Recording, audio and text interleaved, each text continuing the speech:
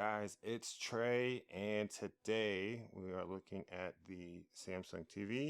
Got the remote here, and we're just going to walk through how to delete and or lock some of the apps that you have. So the YouTube app, for example, is an app that came with the TV. I can't delete it, but I can lock it.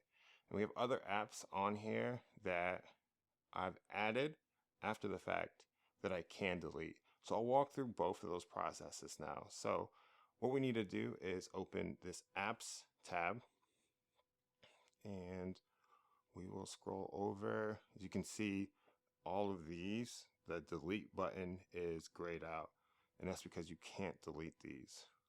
But if we keep going, here's one.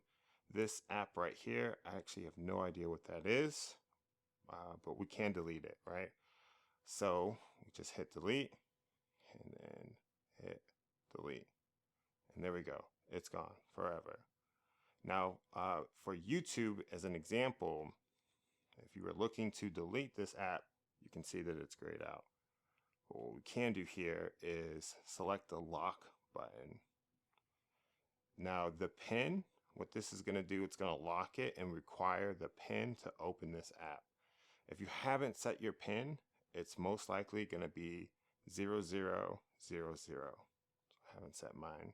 And now that YouTube app is locked. So if I go back to the home screen, you can see the locked icon right there.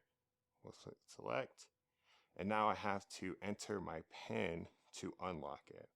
So we'll go 0000. And there we go. We are inside of YouTube. So it's very handy if you are trying to reduce your kids' YouTube consumption. I know we watch way too much YouTube in this house, so super helpful. Let's try this one more time. Let's grab another one. So I did Peacock. Let's do Disney.